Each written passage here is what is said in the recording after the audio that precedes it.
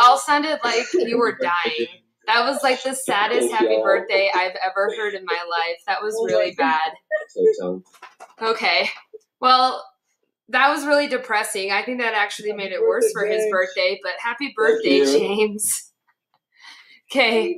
Oh, I do have an unmute all button. Nice. So I'm going to go ahead and mute everybody, and then we can go ahead and get started today. Yeah, sure. Press OK. So really quick before we get started, I just want to go over a couple of things really fast. So first off, with the Frq practices, so if you did not watch the test overview, please watch it because there are massive changes to the AP exam. So starting with the Life in the 1960s quiz, which was the one that we learned about on Friday, there are now changes to that quiz, and you'll see them. They're already updated. We've already had 30 of you guys submit it. So just really quickly, so I can answer any questions that you guys might have. So the very first question is contextualization. So you will have this, pretend you have received the following prompt. It'll be something right here. I'm not going to tell you what it is because that would be giving you the answers. And then you're going to go ahead and basically write a contextualization paragraph of 3 sentences long. The second and third questions are based on a document. So there will be some sort of a document here and an essay question. And basically you're creating a, so if you already did it, this should be the same one you already did. This should all look very familiar to you if you've already done it. Because I didn't publish this till Friday. So I'm not sure. Okay, yeah. This should all look very familiar to you. And then you create a DBQ paragraph like we've done before. DBQ paragraphs must include a HIP analysis and an outside evidence because we're trying to practice those skills that'll be on the AP exam. And then question 4 are the lecture questions, which I can't scroll down to because then I would give you all the answers. Anybody have any questions about how this works or anything like that? Okay, cool. And it's okay, Sarah. I don't think that you're angry at me. I did give you extra time to do it. So you have 60 minutes instead of 45. So a little bit of extra time to get used to the new format, and then gradually we'll make them shorter and shorter. Okay, good. Okay. So really quickly about things that are upcoming and due today is the 1960s. Yes. This is also all the ones from there on. Is this rubric on the assignment? Yeah. So what it looks like is literally this, except it will have the topic, which I can't scroll to it because then you would know what it is. But just everywhere where there's blanks, all this is available for you to be able to practice. So in terms of upcoming things, so this one, which if you had watched the thing on Friday, you already know about. So you have an imperialism DBQ overview and pre-write that's due tonight because now we have to write DBQs. The reason why the due date was changed on the not so typical and the one-pager is because I didn't want to overwhelm you with homework. So we only had 15 people turn in both of those assignments before today. And so the problem is that I didn't want you to feel overwhelmed. So I moved those a week from now so that you can have the imperialism pre-write as well as the DBQ. If I have it on here, sorry. This is supposed to say DBQ, which is due Wednesday. That's what I meant to have there instead. So the pre-write is due tonight. The DBQ is due on Wednesday. Okay. And then the Frq practice quiz from Thursday, that's due tomorrow. And the practice quiz for today is due Thursday. Those are only to push back so that you don't get overwhelmed with the amount of homework that you have. Okay. What about the not so typical and the one pager? Those are, so this is that coming up. So those are due next Monday. I pushed them back a week. So to answer the question about the pre-write really quick. So this is what your pre-write looks like. And I kind of want to move it this way a little bit. So this is what your pre-write looks like. So this is going to be your DBQ prompt. So you go through, is this the actual DBQ, the same prompt as the pre-write? Yes, it's the exact same. This is pre-writing the DBQ that's due on Wednesday. So this is the brand new rubric for the DBQs, which we talked about on Friday. So if you want to see an in-depth overview of all the changes, this is the new rubric that they premiered. It is a 10-point rubric compared to a 7-point as usual. So this is what you're going to be graded on and to be able to do. So what I want you to do is I want you to just go ahead and everything that you're seeing other than the using 2 outside evidence points, everything is the exact same as before. So there is nothing completely new or revolutionary about it. So don't think, oh my gosh, how do I write the DBQ? Just write it like normal, but with less amounts of documents. And then there's your PSC chart. This is the chart that you've already seen before. Notice that 2 of them are blacked out. Those are ones that you should not use. Oh, I don't know why that's like that. And then for your categories, I've had some people say, what category should I do with only 5 documents?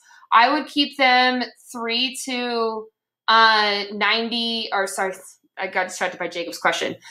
So 3 to, I would do 3 to 4 categories like normal. That's what I would do. Some people are doing 2 categories. But if it were me, I'd have 3 causes and 1 to 2 effects. And remember, you don't have to have documents associated with that. To Jacob's question of our class is supposed to have 90 minutes of work, that is non-AP classes. AP classes are held to a higher standard because we have an AP exam to be able to do. If we did not do more than 90 minutes, there would be no way I could prep you for the AP exam. Although starting in not this week, but next week, our workload's going to massively decrease as we start to do other things. But all core classes are supposed to have 90 minutes or less. All AP classes can have normal amount of work. Okay. Is the AP test going to have 7 documents? No, it's only going to have 5 documents. And technically you only have to use 4 in your essay, but I'm going to require 5. But you don't get to pick and choose what documents there are. Why did I take AP? Hudson, you're going to do just fine. So really quickly about the relative importance of different causes, which is what somebody asked before. How do I do this with the thesis? So this was something they threw in a couple of years ago. This is an actual legit AP question from 2 years ago. This was the DBQ in 2018. And so what they were wanting, they threw this in, they had never warned anybody about this, but basically what they're wanting you to do is they're wanting you to rank the causes. This is the most, oh, okay. Mark would like to let you know that he won solos on Call of Duty. Congratulations, Mark. So anyways, so what they're wanting you to do is they're wanting you to rank. So for example, the most important cause, the second most important cause, the least important cause.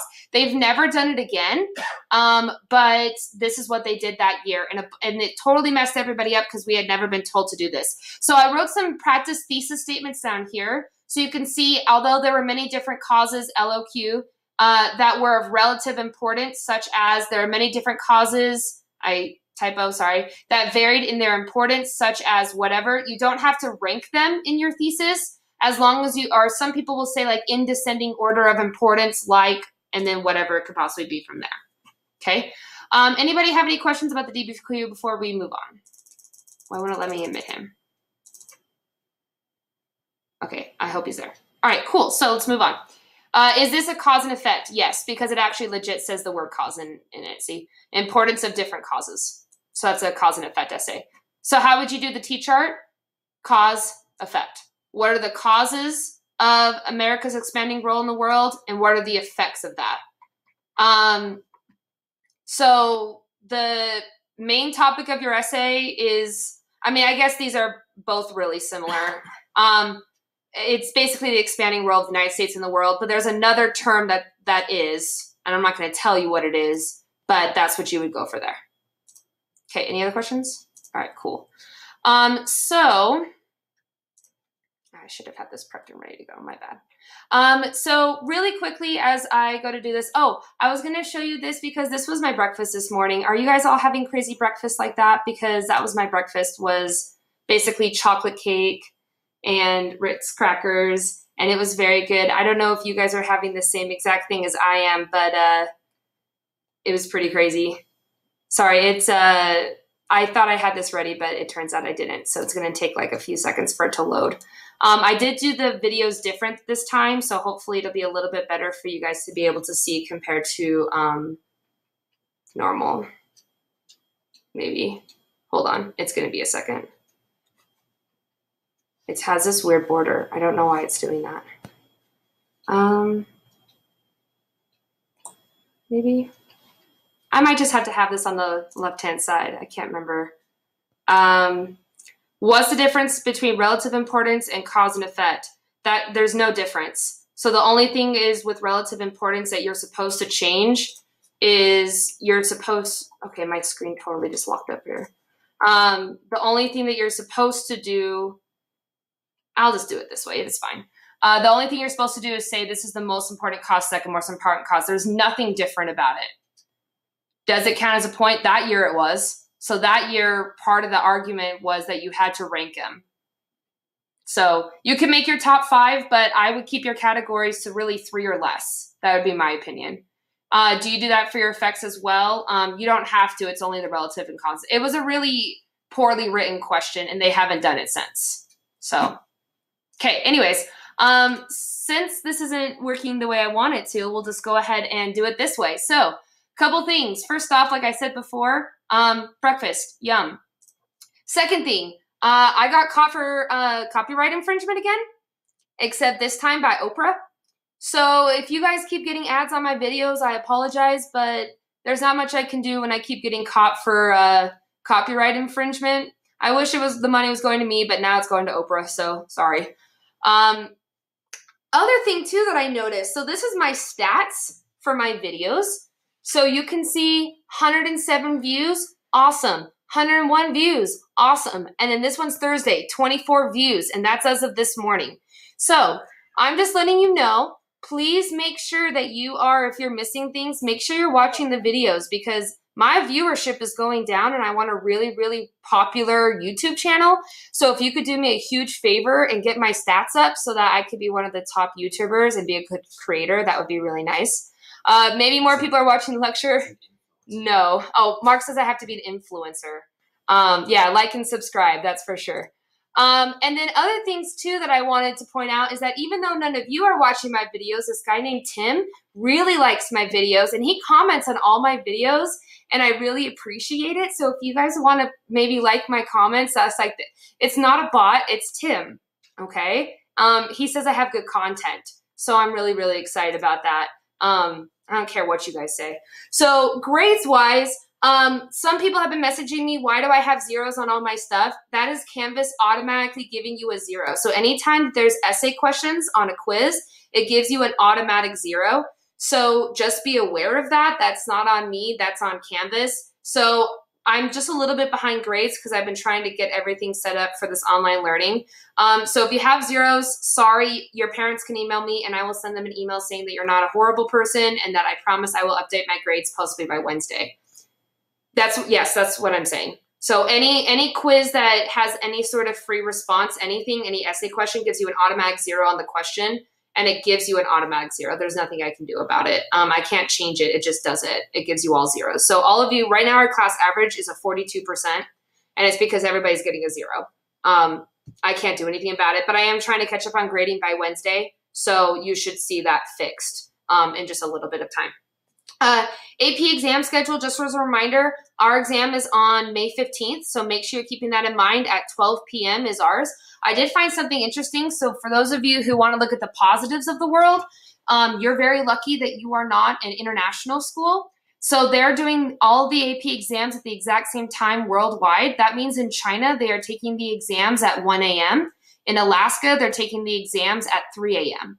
So I just want to point out that it could be a million times worse than what it is right now for you guys. So we're just thinking about the positives and things like that going in. So today's topic is going to be on Vietnam. And this is one of my favorite ones to talk about because you guys are going to be really mad by the end of this lecture. I'm just letting you know. You're not going to like it. So we're just going to basically go into what the Vietnam War was and why is it really important. So basically with Vietnam, Vietnam starts with concerns over communism and because I'm doing this weird, it's being super slow, communism going on in China. So like we talked about before, we've already lost Korea to communism. You have a whole bunch of Asia being invaded and different things like that. And what's happening is basically there's all these concerns over what should happen. So after World War II, Vietnam has to decide what they're going to do with their politics. Well, the problem is at this time, prior to World War II, France had owned Vietnam. Well, the issue is that after the war, they want freedom like everybody else. So there's an issue though. They give them freedom, but two distinct factions begin to form. So up in the north, which is near China, they become communist with Chinese and Russian or USSR influence. In the south though, they are democratic with American and French influence. So what should they do with this? So the first major cause, or a really good HC, to the Vietnam War is going to be the Geneva Accords, which basically said we're going to temporarily split Vietnam at the 17th parallel, hint, hint, that's very similar to the Korean War. And basically what happened is they're going to split it and they're going to say, well, in a couple of years, we're going to have an election. And after that election, we're going to decide, should we be communist or should we be democratic? And you know, spoiler alert, that works out horribly. So what happens though is that in the North, they tend to have a leader that a lot of people were super, super happy about. Well, unfortunately in the South, things were working out as great as they had thought that they would be. And the reason why is that the Democratic leader that America instituted into the South that they thought would be perfect was an absolutely horrible leader. In fact, what happens is basically he begins to massively hurt his people, arresting people, executing people in public executions. And so America First, this is another HC, sends military advisors in the late 1950s to advise the South on how to be able to stay democratic. Well, what happens is this doesn't work out and the South becomes in massive, massive haywire. And what happens, this is another HC, is basically people begin protests. And the most famous of these protests are the famous Buddhist monks. So what happened is the Buddhist monks in Vietnam go to the center of their squares. They set themselves on fire in a ritual suicide. And what happens is these images go across the world showing really how terrible and awful it was in Vietnam at this time. Well, basically what happens is now South Vietnam goes into massive rioting. So basically the entire South Vietnamese, and for 3 years, and I just want to point out the North Vietnam and the communists, they were calm, they were collected, everybody was happy. But in South Vietnam, it's absolute chaos and horribleness. So that leader that we talked about before, he magically gets assassinated. And fun fact, he gets assassinated, well, by the people that put him in. That wasn't found out. It was basically leaked from the CIA, but we executed the guy that we had put into the Democratic South. So Vietnam is already a mess before we've ever actually gone into Vietnam. Well, basically what happens is the North and the South Vietnamese, it is a whole disastrous thing. Basically, for the next 5 to 7 years, it is complete chaos. Everybody is fighting. America has military advisors, which again, we're not in Vietnam, we're advising them of what to do, and it's complete and total chaos in South Vietnam. And basically what happens is at the same exact time, we have a lot of unrest here in the United States. So this is going to be at the same exact time that JFK, who had supported military advisors, but not going into war into Vietnam, this is when JFK gets assassinated. So as most of you guys know, he was attempting to be able to get more and more support for his re-election campaign for the following year. So he's in Dallas, Texas, in an open air vehicle, and he ends up getting shot by a single assassin. Now, I just want to point this out before I switch to the next one.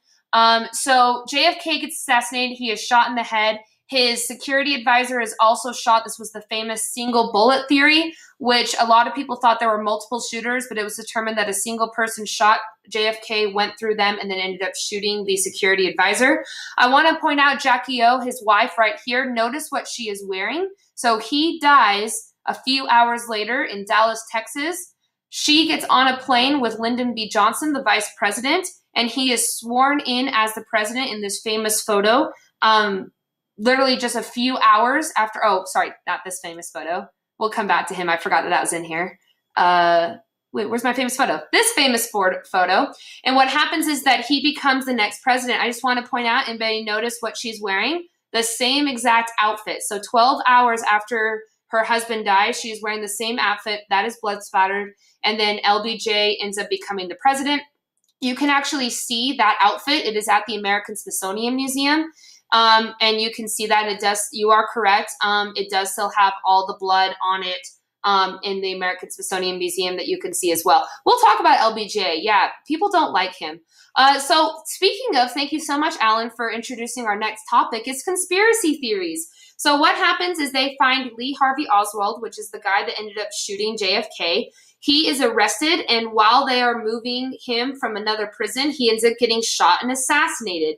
Now, originally when that assassination ended up happening, he famously said, "I am no hero, I did it for Jackie," as in he felt for her. However, as investigations continued, it was found out that the guy who killed him was a member of the mafia.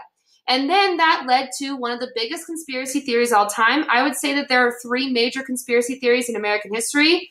I would say Bush did 9/11 as one of them, JFK assassination, and the moon landing. I would say those are the three most popular conspiracy theories that you will see. Regardless of all the conspiracy theories, they did spend, I think, Flat Earth, I guess I would say, is probably the newest one. Roswell, I don't know if I call it a conspiracy theory, but sure, if you want to add in Roswell too. What did Bush do? That is a whole nother conversation, and I really would rather not get into a 9/11 is fake thing or 9/11 was an inside job.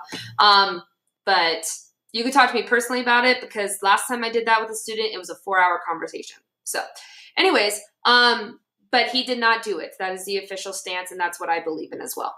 So anyways, what happens is that basically it becomes this massive conspiracy theory, but if you really want to decide, was it a conspiracy theory? Did the mafia take out JFK because JFK was allegedly in the mafia? That was the conspiracy.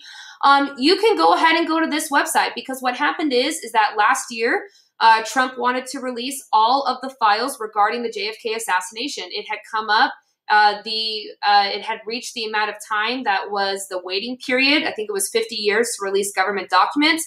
So they released over 9,000 documents. It is approximately 24,000 pages of documents, all about every single classified information about basically what happened to JFK. And it's a good hefty read. So if you're really passionate and you say, I'm super bored in this quarantine, you can go ahead and read all of that of what happened. And yes, the Warren Commission is the name officially for the JFK assassination files. And you can go ahead and go read that. That's super fun. That's not something I like to do, but if you like to read government documents. So if you were already upset about all the stuff going on in Vietnam, you're going to love this, because this is one of the sketchiest things that nobody's ever heard about. So what happens is, with all the stuff in Vietnam, we send several military carriers and ships to South Vietnam to kind of complete order. Well, what happens is the USS Maddox is bombed. And what happens is they begin to get basically all the things in their ship that they need to be able to step up and fight the people that are fighting against them. And what happens is basically the next day, there are massive bombs going off. There are massive being attacked. They have missiles that are going through and hitting the ship. It is a disaster. They immediately phone LBJ. LBJ ends up getting told of this, and he finds out that there are all these massive torpedoes that are hitting the USS Maddox, and he issues, this is a key term, is what is called the Gulf of Tonkin Resolution.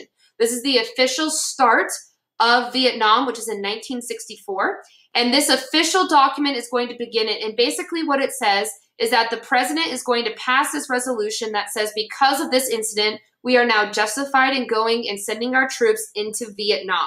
And for a lot of people, this makes sense, right? We've been attacked. Our soldiers have been attacked. We were not attacking them. We were in neutral waters, and yet we were attacked. And so all of a sudden, we go off to war. Well, that's the problem. You see, all this never happened. You see, what happened is basically is that during this alleged incident, nobody was ever bombed. So this is somebody that was on the actual ship. So it says that he had the best seat in the house, confirmed that there were no enemy ships attacking the Maddox on the 4th as well. He would state that there were no boats, no boat wakes, no ricochets of boats, no boat impacts, nor torpedo wakes, nothing but Black Sea and American firepower. It literally didn't happen. It honestly would be as if 9/11, if we all watched on TV 9/11 happening, but that never actually happened. So we go into a war saying we were attacked, but we actually were never attacked whatsoever. And that actually did not come out public information for 8 years, 7 years. So just to be aware of that. And Coleman, I will look that up later. I don't know as much about that with Cuba as I do. But basically, we go to war over another premise. So when you hear a lot of people, I always hear, why there's a controversy about Vietnam? We went to Vietnam over an event that never happened. So I just want to point that out as we go through Vietnam. So by the way, you'll have to decide where we justified, should we have gone to Vietnam or different things like that. So basically the Gulf of Tonkin Resolution gives LBJ authorization without a declaration of war by Congress for the use of military force. Lucas, that is in the PowerPoint. Don't sneak ahead. But anyways, so what happens basically is that LBJ is now going to use military force. He immediately responds by ordering retaliatory airstrikes, sending 180,000 troops, and begins officially the Vietnam War. Now what happens is basically is that when Vietnam begins, Vietnam sends thousands of troops, hundreds of thousands of troops into Vietnam. And basically what happens is the first couple of years is a lot smaller than what we think of when we think of Vietnam. Now, basically what happens is that there were a few traits, though, that happened. First off is we did massive bombing campaigns. So Operation Rolling Thunder was when we dropped over 1 million bombs in an 8-month time span on Vietnam. A lot of this, we're getting to that too, don't worry. Coleman, keep that thought actually as well in just a little bit. So basically what happens is we massively begin to bomb Vietnam and they get massively destroyed. Now this time there's also guerrilla warfare. So guerrilla warfare was something America wasn't prepared for. So we're used to guns on this side, guns on this side, we fight each other. But that's not what the Vietnamese did. Guerrilla warfare is basically intense warfare. So what they would do is they had these little holes. And by the way, I just want to point out the width of this hole is about 1.5 feet by 1.5 feet. And then they would sit in there usually between 4 and 6 hours with this little top on. It would look like this, and they would wait for somebody to walk by. They would jump out, shoot, and go back down. So then the next soldier comes along, and they're like, oh, wait, there's a dead person. Well, you're about to die too because they're going to pop up and shoot you again. They would also do ambushes. They would bomb civilian targets. It was a very new type of warfare that nobody was prepared for at that time. Another example is this is also a very archaic one, so not using the modern warfare. They would have these booby traps, so over the top of this would be a whole bunch of grass. You would fall in, get spiked, and then there would be somebody hiding in the bush next to you. They would run over, put it out with grass, and they would step back and they would let as many people die in there as possible throughout the day until nighttime, and then they would remove all the bodies and do it all over again the next morning. Now, this guerrilla warfare was very intense, and Americans were not used to this type of warfare, which is part of the reason Americans struggled so badly in the Vietnam War.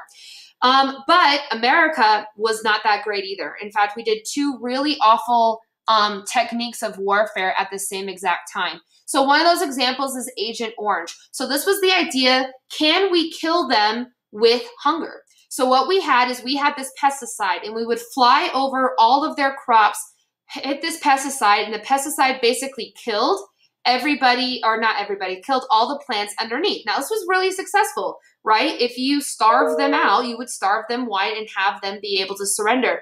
But the problem, what they didn't know, is that they didn't realize that all the stuff that was being dropped was also extremely bad on people. And I'm just warning you, this might be graphic to some people. What happened is they didn't realize that this chemical and just like Alan is saying, it basically mutated your cells, and it caused several different malformalities. So while it did successfully destroy the crops, it also led to massive physical deformations. This is part of the reason there was a massive rise in Vietnamese adoptions in the 1970s and 80s, because kids were being born like this. It's very much similar to like a Chernobyl or something like that, of the amount of radiation that had happened, except this one is mutations because of that pesticide. Additionally, America also had a whole bunch of tunnel systems, and that Agent Orange is denser than air. So while they were in the tunnel systems, the Agent Orange would fall, it would get into there, and then people would breathe it in. It's part of the reason why there's so many people who have cancer who were Vietnam War vets. And because of that, they have started, it took, I think, just until about 1997 for them to admit that Agent Orange was bad. Originally, people who got cancer were not allowed to get VA benefits. But now if you have cancer, it's actually a specific one that you can be able to get disability from if you fought in the Vietnam War. But it gets worse, because we also had this other idea, and it was called napalm. Now, I want you to think in your head of what jelly is like, right? So you're sitting there making your PB&J, you have like your grape jelly. But what happened is that jelly, imagine if that jelly was gasoline, and that jelly was an igniter. And basically what they would do is they would drop these bombs of this jelly-like substance, and it would explode and it would get on your body. Well, the problem is when that exploded, that basically begins to burn into your skin. And then as soon as there's enough heat, it catches on fire. And if you know anything about jelly, it's going to stick to you when that catches on fire, so you can't just get it off. So people would have this napalm on them and they would literally burn. Now, I'm just warning you really quickly, the next photo can be uncomfortable for some people. It does have some nudity in it, but it's one of the most famous photos in American history, so I am going to show it in this AP class, but just know if you want to look away for a second, it is very graphic. But basically what happens is that these villages get completely destroyed by this napalm of this very, very vicious weapon that we used. And it wasn't just on military targets. Several civilian targets were affected as well. For those of you saying you've seen this picture, it is one of the most famous. I put it probably in the top 10, 15 most famous pictures in American history for the fact of what happened. This girl, by the way, they did find who this girl was, and they have interviewed her in the past.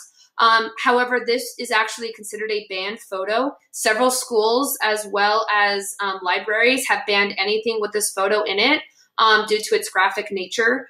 But in my opinion, it is one of the most iconic photos because it shows that horror of what's happening over in Vietnam during this time. Now, America begins to turn towards away from the war. At the beginning, you do need to know that at the beginning, America mostly supported the war effort to stop the spread of communism. However, we're going to look into why they began to turn away from the war. So this all begins with the creation of what's called the New Left. And the New Left is really the first start of student protests in America. So basically what happens is these were the people that are going to start to protest Vietnam. And this begins in about 1962, but really increases in about 1965. Well, what they would do is they would have these college campus protests where they would have all these college students protest what was going on. However, it got worse as time went on, especially as they began to arrest people. So this is a guy named Jack Weinberg, who I was looking at his Wikipedia, and I also found out that his dad owns a small jewelry business in Buffalo, and he also owned a jerky business too. So interesting fact. But anyways, what happens is that he ends up being in the student union building. A police officer walks up to him and says, "I need to see your ID." He says, "I refuse to do so." It's at UCLA. And he ends up getting arrested. Well, what happens is that they drive him away in the cop car. All these students surrounded the car and wouldn't let him leave. So he sat in the car for 36 hours as this massive protest began. And then he actually, I don't know how they do this because like today this would never happen, but he actually got out of the car and stood on the car and like protested the blockage of freedom of speech and the First Amendment rights. And by the end of the standoff, they ended up agreeing to not arrest him. So it disseminated the protest. And then a week later, they pressed charges and he did go to jail for what he did of not showing his ID to a police officer. But it kind of shows the impact of all all these protests that are going on as well. They also did these things called teach-ins. So instead of going for a lecture, you would show up at your assigned class time, but it would actually be a massive Vietnam War protest. Now, additionally, they would also do these occupy movements where they would go and they would occupy an area. So at Columbia University in New York, they had these things called a Jim Crow protest. So basically what happened is there were several low-income housing, which was mostly African-American, and they found out that Columbia University had basically taken away that housing and were going to replace it with a gymnasium. So in response, they ended up going to the dean's office. They actually took the dean of admissions hostage as well as the dean of the school. And for 2 weeks, they had a standoff of this sit-in protest. Basically, yeah, it's like a sit-in, except in a sit-in, you are directly protesting or like doing an action in civil disobedience. In this case, it was literally an Occupy movement, so a little bit different. And then after 2 weeks, they eventually were able to disseminate it, but it actually resulted in the largest mass protest in New York history. How can they hold anyone hostage if they aren't armed? That's a good question.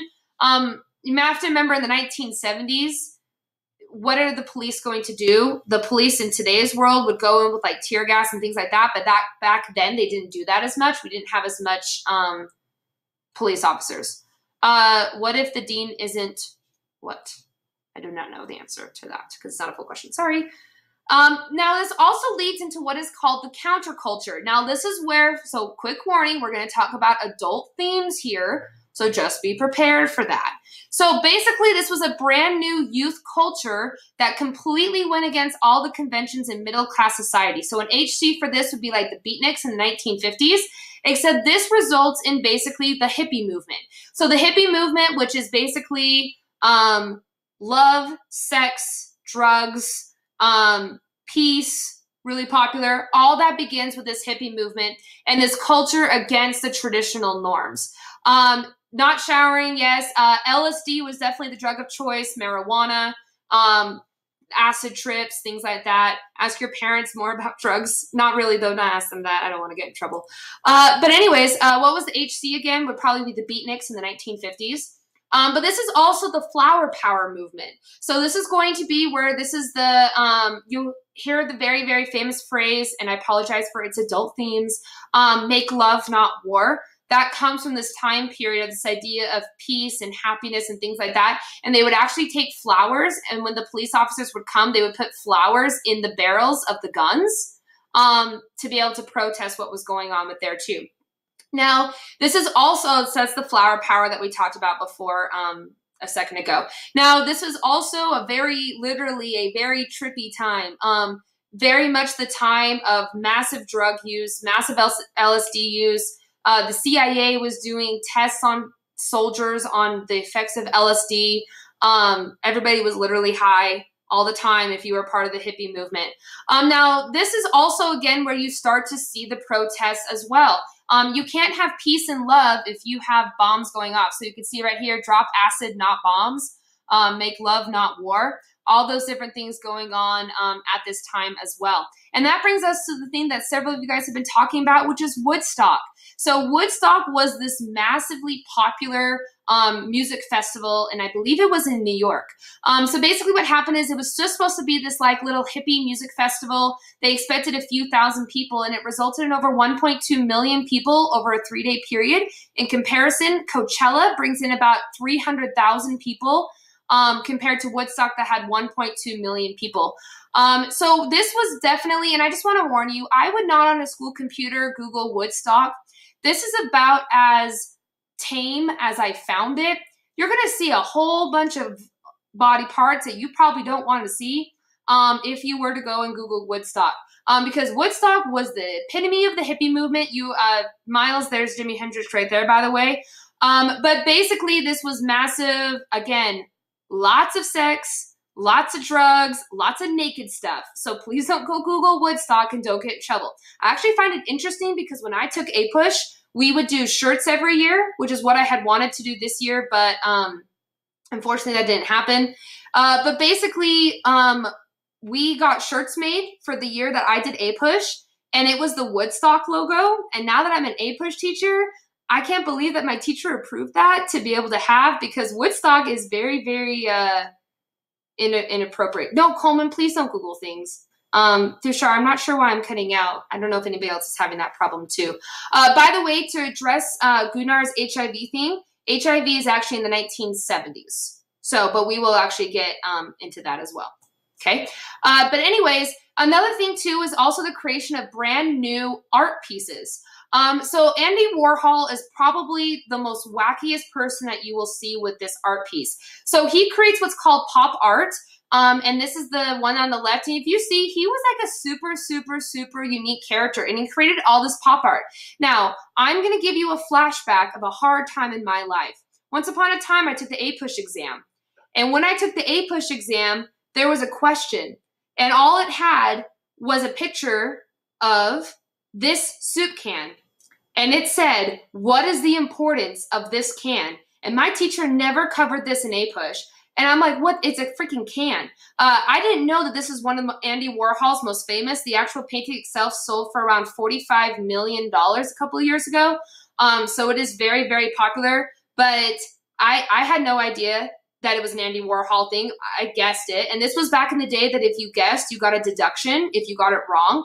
But anyways, this is an example. But I want you to see how weird Andy Warhol was and how much he embraced himself. So last year, Burger King, how do they know if you guessed? Because you got it wrong. So basically, if you left a question blank, it would be -1. But if you answered a question and got it wrong, it was -0.25.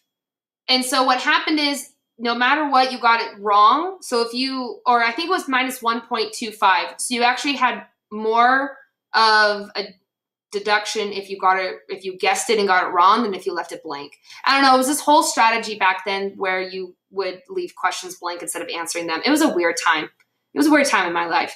But anyway, so we're going to watch this video. Now, you've seen this video before if you watched the Super Bowl last year, because Burger King had a commercial with Andy Warhol, and it's going to be some of the most uncomfortable 43 seconds of your life. I'm just warning you. But this was the Burger King commercial. This was his very famous, it was an art piece where he ate a Whopper. So we're going to watch that.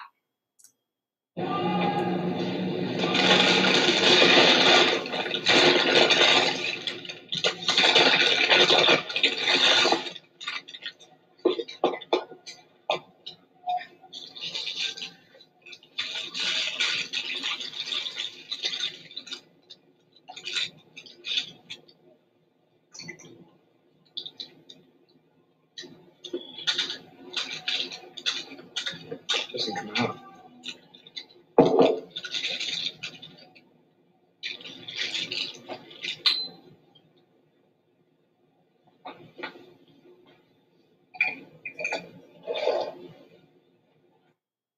Okay, so that was, this was what he did. And for the record, if you're like, oh, that's so cool, like, I love that. Well, the good news is for you, there's a more option to watch more of him eating it. His very famous phrase that he says at the end of this, my name is Andy Warhol and I just finished eating a hamburger. Well, the thing is that the actual original video is 4.5 minutes long. So if you go on Burger King's website on YouTube, you can actually watch the full length of him eating a hamburger, which 245,000 people did. And if you want another really interesting one, which does have adult themes, he has a 5-hour-long video that's a very similar style, and that is his art piece. So, but anyways, kind of uncomfortable to sit there and watch somebody. But this was the Super Bowl ad last year for Burger King. So, interesting fact. So this brings us to the access code. So the access code for your FRQ is burger. Burger. B-U-R-G-E-R. Lowercase. Burger. Everybody good? Burger. Because get it? There's a burger in the video. Okay. All right, good. I'm glad some of you could spell it correctly. So this is also going to be the time as well that you get a lot of, so if you've ever seen this style of like the dots in the comic books, this is also the pop art of that time period. It was all very much a counterculture. It was supposed to make you feel uncomfortable and be very different. What is last time's code? I'm not going to tell you what it is because you have to watch the video to be able to get the last time's code. So anyways, so this brings us to our resistance. So this really begins the anti-Vietnam movement. So with the anti-Vietnam movement, this also begins with the draft. So let's see how you would have survived the draft. So I want you to think in your head, when is your birthday? We already know James's birthday. We'll see how well if James would have survived or not. But think about your birthday in your head. So here's basically how it worked. They had this big lottery night to decide who was going to be in the draft or not. And so what they did is they had this huge like game show, and they had this giant wheel, and the giant wheel you would spin around in a circle, and basically what would happen is you would pull out a number, and whichever number that was, so they would go through all the birthdays, that was your number for the draft. So let's see how you guys would have done. And since it's kind of weird, I hope that you guys can see this really well. So that's what these little pills were for, is they would pull out these pills and it would officially declare what the draft would be. Interesting fact, when they originally did this in World War II, when they mixed them all up, they actually used a paddle that had wood from Abraham Lincoln's desk in the White House. So interesting fact, that's how they decided the draft, is they would mix it up with that as well. So basically, they would have this giant raffle to see if you would be drafted or not. So let's see if you got drafted. And I know it's really small. I hope that you guys can be able to see this. If not, I'm sorry. Can you see it? Can you see it okay? Can you see numbers over here? I hope you guys can see it. Okay. All right. So what you need to do is you need to look up your birthday. So my birthday is May 14th. So I would look up May, I would go down to 14th, and my number is 178. And if you can't see this, I'll post it later for you. I apologize. I can't make it full screen because it's having issues, so I apologize. So everybody, look up your number, look up what you would be. Sure, post it in the comments. Great. And then we'll go ahead and reveal what would have happened to you. So now that you have your number, you would find out immediately if you were drafted or not. So all of you for numbers 0 through 75, you're leaving for Vietnam tomorrow. If you are numbers 75 through 125, you're within the next 6 months. Anything that is under 190 was in the next 2 years. And anything that is under 230 was drafted by the end of the war. And this is how they decided if you were going to Vietnam or not. So imagine it's not based on skill. It's not based on who should go or not. It's all about statistically. So if you want to see some interesting facts, here are some draft numbers of a few. So here's an interesting one. So it says, since 1969, I have been telling friends that the only lottery that I have ever won was the 1969 draft lottery. I remember being in the den of my dorm watching TV with all the other residents, most all eligibles for service. I was a junior. My number came up quickly. I knew that from the moment on, my life's highest priority was dealing with the draft and the Vietnam War. School, family, and friends took a back seat. Well, what happens is that some people got drafted and some people did not. So here are some prominent numbers that you might want to care about. So Bruce Springsteen was 119. He ends up being a little bit of a draft dodger and is able to get out of the war. Sylvester Stallone, so if you guys are a big Rocky fan, he ends up having a high draft number. Bill Clinton is 311. Al Gore was 30. He does get drafted to the war. George Bush has a higher number at 327. David Letterman, who's a really famous night talk show host, he has that too. Jay Leno, Rudy Giuliani, who was the mayor of New York when 9/11 happened. Donald Trump, I hear a lot of people always say Donald Trump was a draft dodger. He wasn't. His draft number was never called. Higher number, the better. Yes, you want the absolute highest possible number to be able to survive in the war. O.J. Simpson had too high, so he wasn't. Bill Murray, so if you're a big comedy fan, his number came up, but it was towards the end of the war and they didn't need as many people, so they didn't have that. So I see a lot of people talking about how can you get out of this? I want to go off of what Miles was talking about first. So a lot of people 100% did fake injuries. A lot of people shot themselves. So a lot of people would take a gun, shoot themselves in the kneecap or the foot to try to get out of Vietnam. A lot of people draft dodged and went up to Canada. Interesting fact about that as well. They went up to Canada, which was a federal crime, which means as soon as they came back into America, they could be arrested. The thing is, they didn't pardon those people until like the 2000s. So a lot of people were never able to come back from Canada after the draft. Other things that people did too, here in Utah, very popular, was going on missions. You could receive a furlough if you went on a mission. So missions for all religions skyrocketed.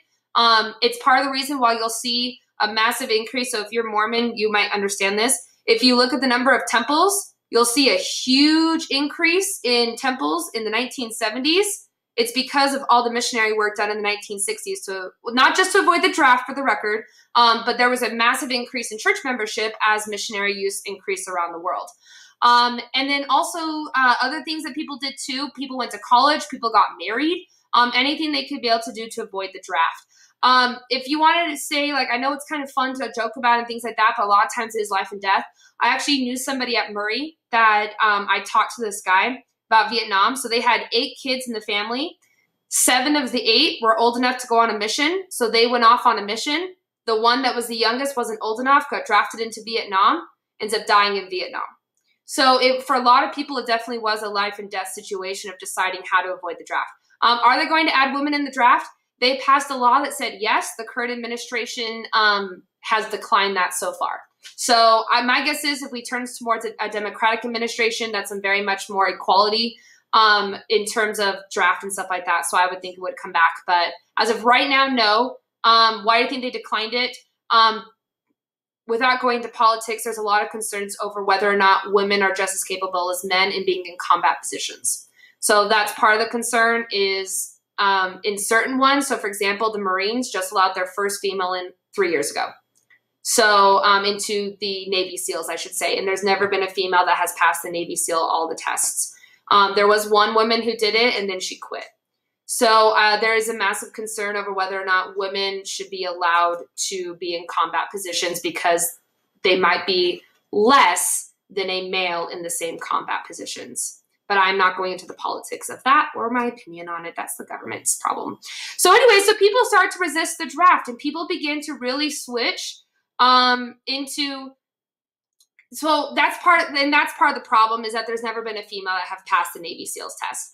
So people begin to protest the draft. So for example, in New York, there was this thing called the Hershey Directive, which basically was this guy, General Hershey, that said if you resisted the draft, you could be arrested basically on a first-degree felony. Well, what happened is that people made fun of him. They started to call him generally Hershey Bar, and then they would dress up for him as Halloween costumes and parade around as him to make fun of him for what he did. And so people start to resist the war effort. One example, for example, is tearing up draft cards or burning draft cards were really, really popular. All of these were considered what we would consider today as a second-degree felony. So you can see it is better to burn a draft card or a child.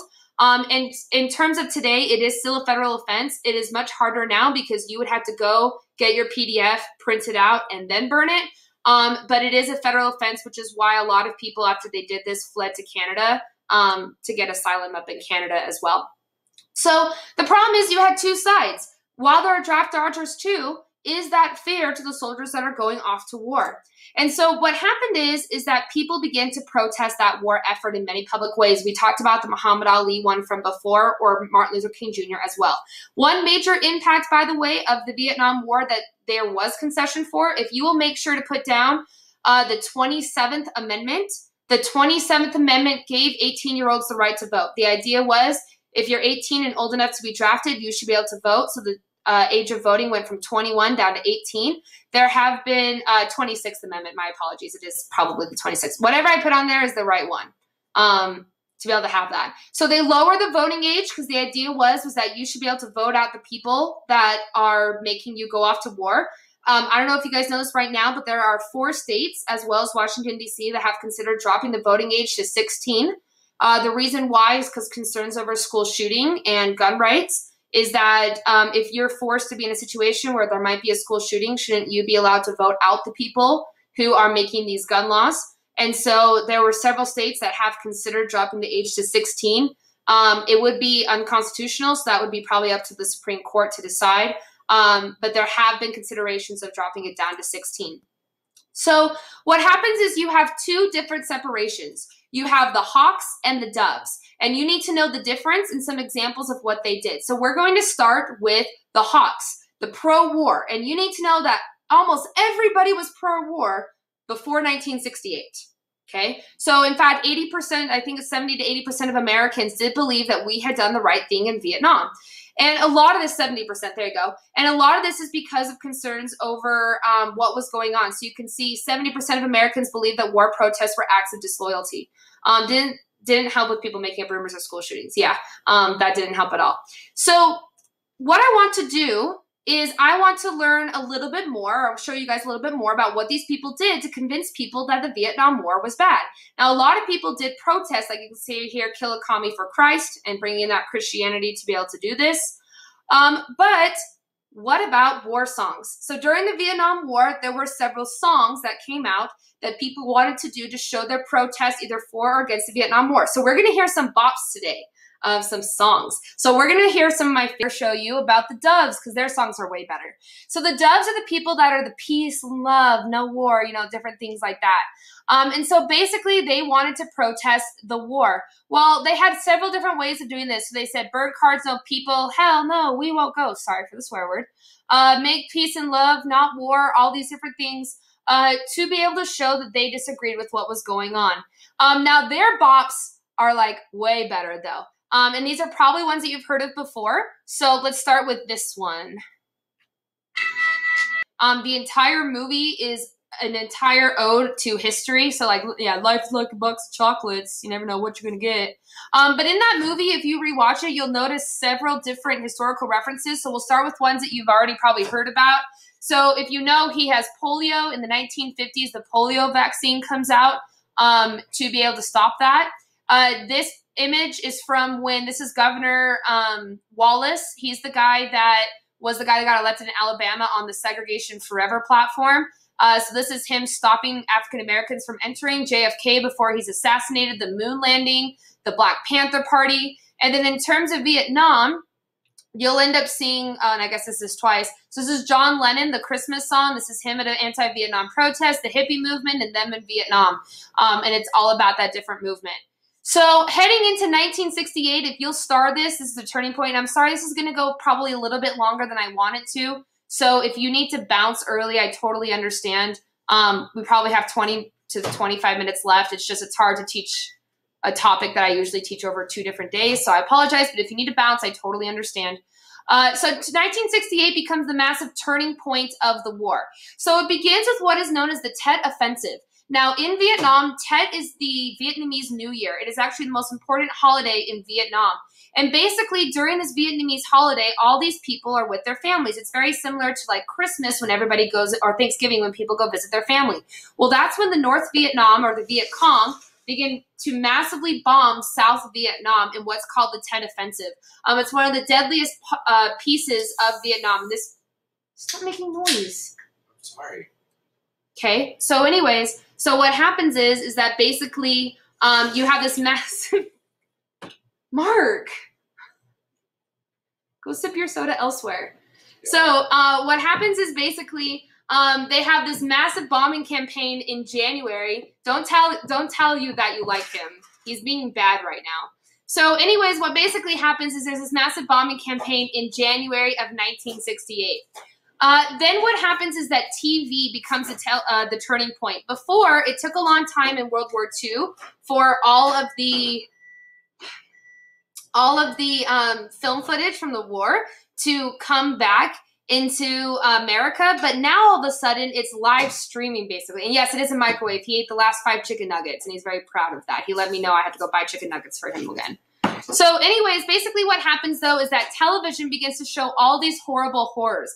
And this guy named Walter Cronkite, who is going to be basically the, he was a lot of what Americans like really trusted him. He comes onto TV and basically says we should not be in Vietnam.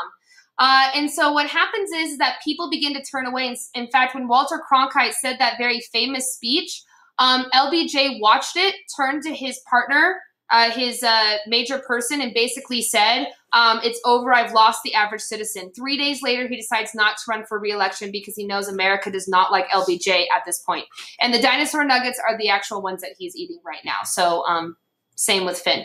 The next thing is the Saigon execution photo, which is one of the most iconic photos in American history. So basically what happens is this photo gets released and everyone's like, oh my gosh, those Viet Cong in the North, they're awful, awful, terrible people.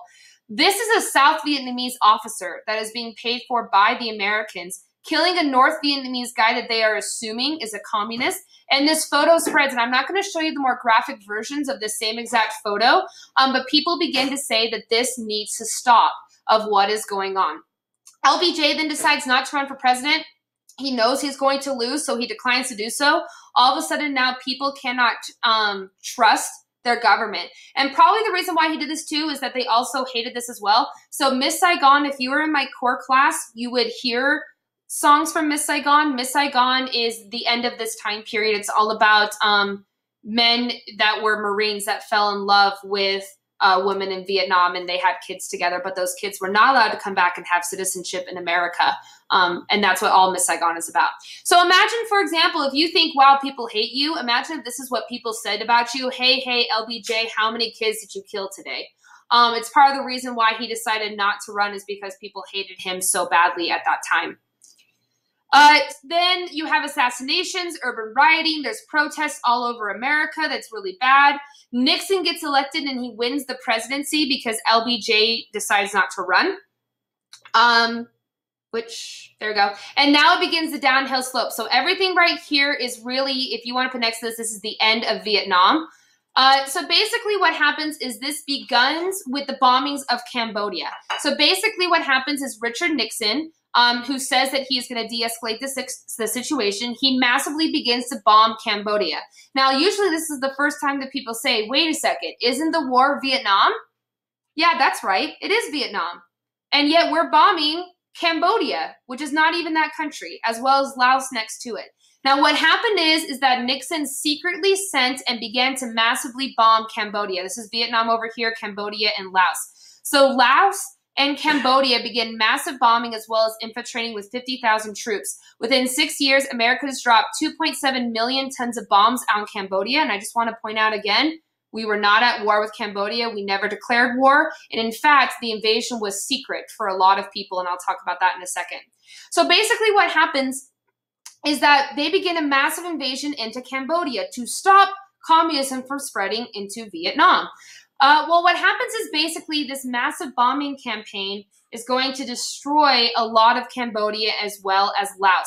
Now, at the same exact time, this is also when Kent State happened. So Kent State begins protesting. It was a student protest at Kent State in Ohio. So a student protest gets led. All of a sudden, a shot goes off, and it ends up resulting in the National Guard beginning, or somebody, it depends on who you ask, but the National Guard allegedly begins to shoot at the kids, and it ends up resulting in 4 student deaths at a nonviolent protest without weapons. Well, these images of Kent State, and again, very famous photo in American history, begins to spread. And basically people begin to say we need to de-escalate, get out of Vietnam, because now people are dying back at home. Well, if you guys want a really good connection to yourselves, let's talk about something that happened recently in America. Now, first off, all these things began with this anti-war and protests begin to increase. But who shops at Urban Outfitters? A couple of years ago, Urban Outfitters came out with this really cool looking sweatshirt. And it was this cool like tie-dye thing, and it had Kent State on the front. And everybody thought, apparently Urban Outfitters thought this was like a super good idea. According to them, they had no idea what happened at Kent State, and it was totally coincidental that this was formatted as red. Well, what happened is people were really, really unhappy about this, of what had happened. It actually resulted, I think Urban Outfitters said they lost what they estimate is about $7 million of profits because people stopped wanting to shop at Urban Outfitters because of this decision. For the record, it is not the first time Urban Outfitters has had controversy with things that they've made.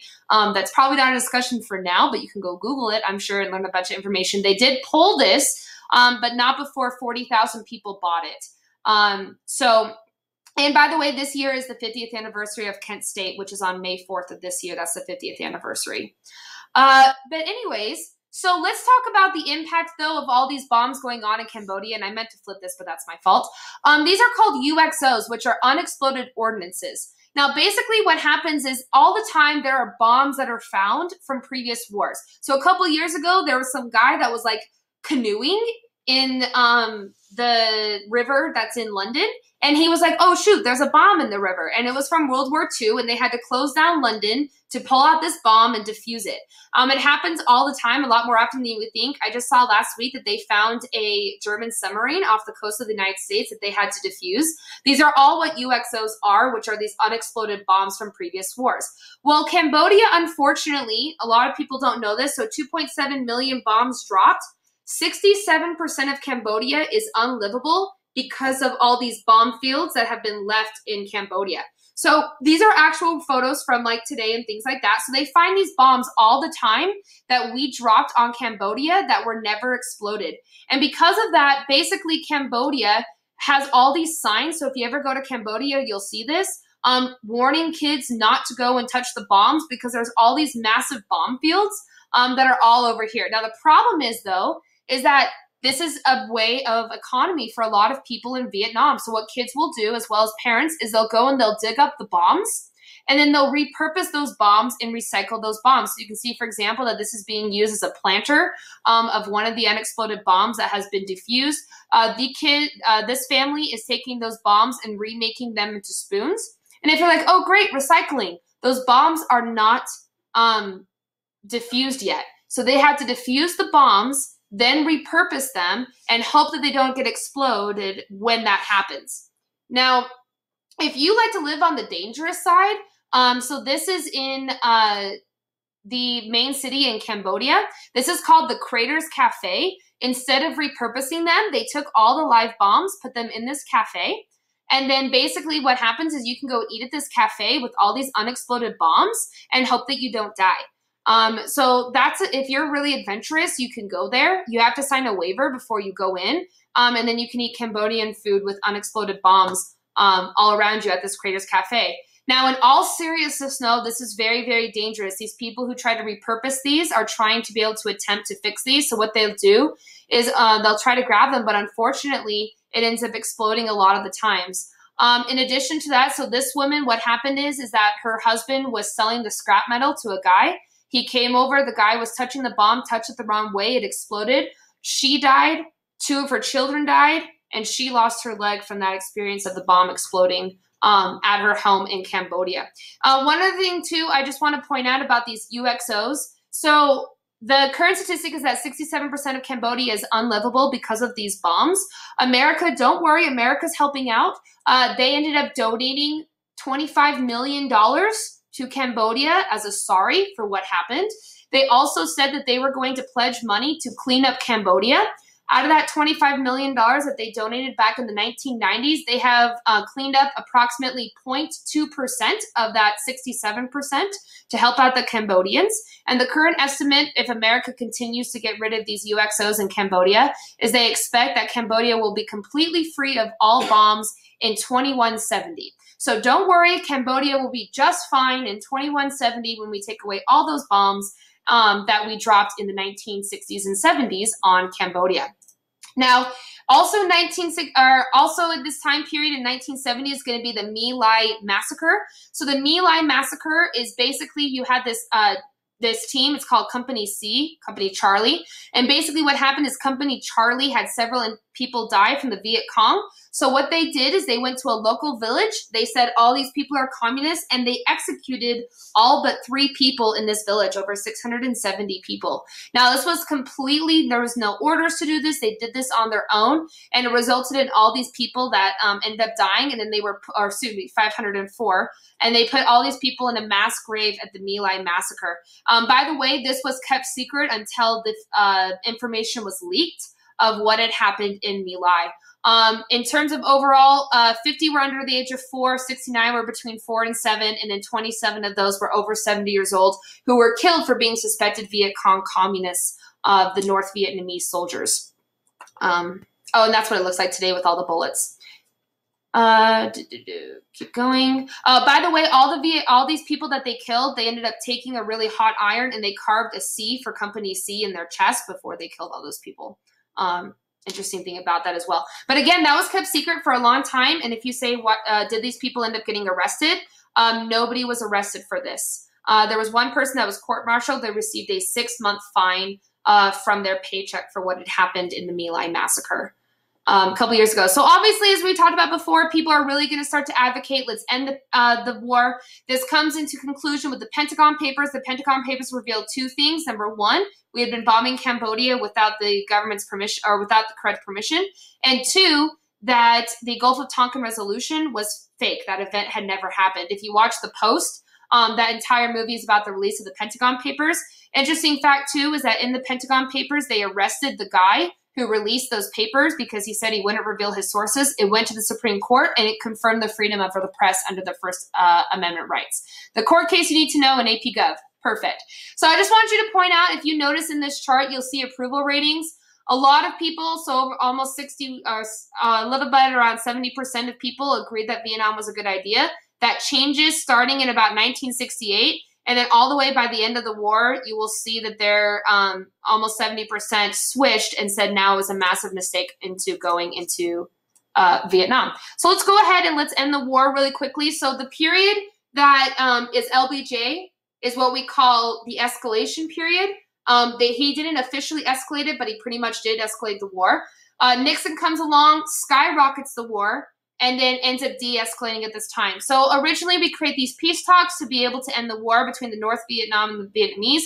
We switch instead to what's called Vietnamisation, which is basically where instead of pulling out, or we're going to pull out of the war, but we're going to train you how to fight in the war. The general was arrested after the My Lai massacre, but he did not receive an official court-martial. If I remember correctly, he was tried in a civilian court. So he ended up receiving as far as I remember, very small amounts of punishment for what had happened at My Lai, and then none of the actual soldiers who committed it received any sort of court-martial or anything like that. So basically, we begin to send money, arms, and education so that the South Vietnamese can take over all the war effort that was going on. So this begins the education time period, which is by Nixon. So we begin to train all these people, and a lot of these people who were being trained had never held a gun before. They would give them a gun, and then the person would go and sell the gun. So it was a total failure. Some people that we trained, by the way, were actually Viet Cong that had pretended to be South Vietnamese. So Vietnamization of the education of the South Vietnamese was a total failure. So you can see we get to this very top part, which is 1968. We're de-escalating now to try to get out. So you can see this is Vietnamization. Okay, once more, every day in every way, I'm going to get better and better of us being this puppet state for the South Vietnamese. Almost done, I promise. So basically, what you need to know is you need to know how we ended the war. So basically what happens is right before we end the war, we do a massive bombing campaign on North Vietnam. It's called the Christmas Day bombing, where we send all this massive, massive amounts of bombs into the North. At the same exact time, this basically creates this massive chaos where people are dealing with the dead rather than having to deal with the Americans who are fighting in North and South Vietnam. Because of that, we then declare a ceasefire. So now we've declared it, so nobody won the Vietnam War. We ceasefire, we just stopped fighting. And then we say that we have 60 days to get out. So what do we do in those 60 days? So first, we start to evacuate all these people from South Vietnam. So this is where you get, if you've ever heard of what's called the boat people, which are basically Vietnamese, especially South Vietnamese, who got onto boats and then went back into America as refugees. We also begin to transport people in military planes back and forth. Now, this also creates an operation called Operation Baby Lift, where we took 30,000 orphans in South Vietnam, we brought them over into America, and then we put them up for adoption. That's why Vietnamese adoption rates skyrocketed in the 1970s. Except there was a little problem. A lot of these orphans were never orphans. A lot of them were just displaced from their parents and separated. There were some instances that there would be a bombing. They would find a kid, and he would be on a plane in an hour to America to be adopted. So a lot of people were transported back and forth. There was a lot of parents that tried to get their kids back, and America said no, that those were officially adopted, and therefore they can't do that. And then unfortunately, in one of these incidents, this plane took off with 200 kids in it and ended up crashing shortly after takeoff and killing those kids inside of it in Operation Baby Lift, trying to get those refugees out. Now, in the end, basically what happens, that's what I talked about before about fighting for custody. So this is the famous, big, famous event of the end of the war. So America, as well as the South Vietnamese, are pushed all the way into the U.S. Embassy in Saigon. So this is all of the North Vietnamese coming into Saigon. There's about a 24-hour period before the North Vietnamese win. Well, basically what happens is people begin to massively, all the South Vietnamese, massively overtake the Saigon U.S. Embassy and begin to attempt to get out of what had happened. Now, there was a code word. It was called Operation White Christmas. And the idea was that when White Christmas, the song, like I'm dreaming of a white Christmas, that song, it would play over the GI radio. And if you heard that, you knew you had 24 hours to get out of Vietnam because you were pulling out of Vietnam. Well, what happens is this massive 24-hour helicopter get out of everybody in Vietnam. So for 24 hours, they flew back and forth. There was no breaks for pilots. They would land on the aircraft carrier, get out onto another helicopter, take off. They would refuel the helicopter, and then it would just continue to go over and over again to get all of the people out. In fact, there were so many people that they couldn't refuel the helicopters fast enough, so they would throw all the helicopters into the ocean to be able to make way for all the new helicopters that were coming back. Well, what happened is this guy named Jerry Berry, his job was to go and get the U.S. ambassador, who said that he would not leave until every South Vietnamese was gone that needed it. Well, he had a direct order that he wrote on a slip of paper and put into his sock from the president that said, you need to leave now. Jerry Berry, who had already been flying for 26 hours at this point, flew in his helicopter and ended up getting onto the roof of the South Vietnamese U.S. Embassy. Well, all of a sudden, people realized this is it. Like, this is the last one. There are literally North Viet Cong soldiers on the gates. And so all these people were attempting to get into this plane, which is where you get the famous photo of the last flight out of Saigon. This is the last flight out of Saigon. This is where you'll see that, or if you've ever heard that Brian Reagan skit where he says, this is the last helicopter out of Vietnam. this is what it's referring to. This literally was the last helicopter. It had the U.S. Embassy on it. Only about 30 of these people actually got on. The helicopter left. As soon as the helicopter left, the North Vietnamese, Viet Cong, overtook the South Vietnamese embassy, and that officially ends the Vietnam conflict. Technically, it was 2 years after the peace talks signed the treaty, but regardless, though, we are officially out. Communism takes over, and while we had trained the South Vietnamese, they fall to communism. Now, the last topic I want to talk about is one of the biggest impacts today, is what is called the War Powers Act. So remember that bombing of Cambodia and Laos? That was against the Constitution. He did that without, so why were they so afraid of the North Vietnamese? Because they're communists, and we don't like communists. So that's why. It was all this Cold War stuff of getting rid of that communist from the North.